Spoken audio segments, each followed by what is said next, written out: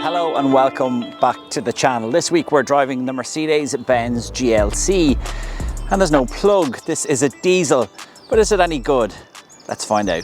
Brought to you by AA Approved Servicing. Book yours at aa.ie/servicing. The Mercedes-Benz GLC is part of the seemingly endless and often confusing Mercedes SUV range. The clue is in the last letter, as the GLC is the SUV equivalent of the C-Class and larger than the top-selling GLA and the GLB. And I think this GLC is a really good-looking car, especially as it sits here in AMG line trim. They've fitted 20-inch alloy wheels to this. These are AMG wheels, they're about £2.5 grand. They've also fitted optional aluminium look running boards to the side here, which give it a bit more of a rugged look. What is nice too are these actual aluminium roof rails as well, which do finish the car off nicely. There's also a panoramic sunroof fitted to this car too. It's expensive, but it really does look the part. At the front, the revised grille really does look the part. I really like as well these embedded Mercedes-Benz symbols, which are inserted here in the radiator grille. It doesn't look like a huge car, certainly not like the GLE, its bigger brother. It is actually quite long though. If you look at the bonnet, it is particularly long, and this is a longer car than some of its key rivals. It's longer than the X3, it's also longer than the Audi Q5, so that does help with rear space, and it also helps with the boot space, which is very generous. So here at the back there is a 620 litre luggage space. Now that is very generous when you compare it to an X3 or an Audi Q5, which are about 550. So there's tons of space. I've managed to keep all of my various video and gym gear and all sorts in the car this week, and it's really plenty big as well. You can flick these buttons here at the side and knock down the rear seats, which is a very handy feature. For those of you wrestling with car seats, the doors don't open that wide. That is where they stop, so you will have to be careful when you are putting in a child seat, but the opening is quite wide, so you should have no issues. There are ISOFIX tethering points there as well. When it comes to space in the back, I certainly would have no issues. The seat is really nicely sculpted out at the back, and I have really generous headroom, so that seat is back pretty much the full way, and I have plenty of knee room and headroom as well, so this is a very comfortable place to be, and that optional panoramic sunroof really makes the cabin feel very airy.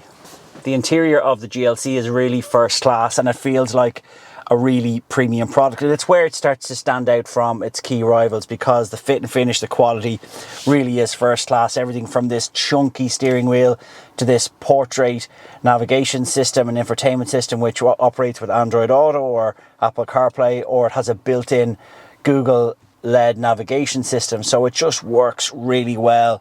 I really like the layout of everything from the electric seats. I like the materials that have been used on the dashboard. The seats are super comfortable. There's various USB-C ports both down here and in the glove box. Overall, the feel of this car is just excellent. Under the bonnet here, there's a 2-litre turbocharged diesel engine putting out 197 horsepower and 440 newton meters of torque. There is also a 48-volt battery, which is helping the car in terms of efficiency. This car can now glide. It doesn't always have to be operating, and that does help with the fuel efficiency. I must say I was a little bit surprised to know that Mercedes-Benz were offering the diesel version for us to test in the GLC, because everything we've driven in the last few weeks has been either a plug-in hybrid or an electric, and this year we've seen such a rise in electric vehicle sales that it's strange to find out that the diesel is actually the best-selling GLC, the 220 diesel, which is the entry point to the GLC range. Now, when I say entry point, it starts at €81,000. This one, as it's sitting here, is closer to €90,000, so it's an expensive car. But is it any good? Well, to drive, I've been really impressed with it. It's not particularly dynamically interesting. The steering is fine. It's firm enough, if not giving you a huge amount of feedback. But it just feels good. This is a very, very well sorted car. The seats are excellent. This diesel engine is pretty quiet. Full to the brim, it's going to give you about 1,000 kilometers from a tank, which is very impressive. And for anyone who's worried about range, this will certainly solve that for them.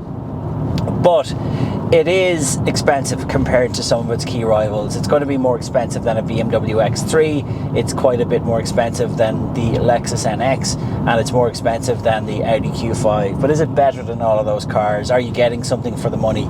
For me, yes. I think this is the best car in the segment. I haven't driven that new Lexus yet, but we will have that coming up on the channel soon. But it is a fabulous, fabulous car to be in.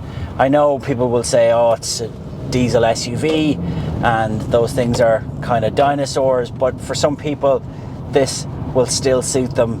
You can still put a tank of diesel in this and travel for 1,000 kilometers. If you're going to tow in this, it is four-wheel drive as well. It is the 4MATIC, so it does have that option of four-wheel drive available. It will drive in two-wheel drive most of the time to save fuel, but if you do need that grip, it is there. Overall, I've been very impressed with this thing. I didn't really expect to like it as much as I have, but it is certainly one of the premium SUVs that I would choose if this was the kind of car I'd be going for. It wouldn't necessarily be for me. I'd still probably have something like an E-Class Estate rather than this, or something with an estate body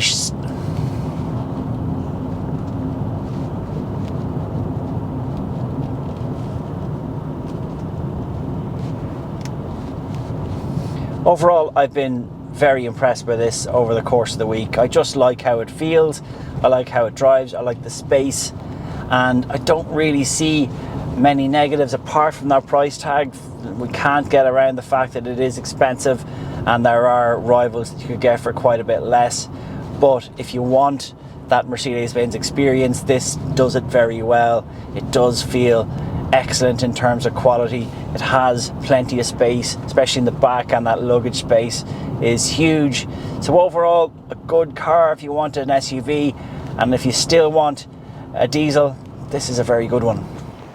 It is very, very difficult not to like the GLC. I'd go as far as to say that this is the best car in the segment because the quality is first class, the fit and finish is excellent. I really like this diesel engine. Now, you're probably better off going for the 400e, which is the plug-in hybrid, if you want to future-proof your purchase, because it's a lot of money. And when it comes to money, that's another thing. This thing, as it's sitting here, is just short of 90 grand, 89 grand, with a few options: the roof, the aluminium sills, those alloy wheels.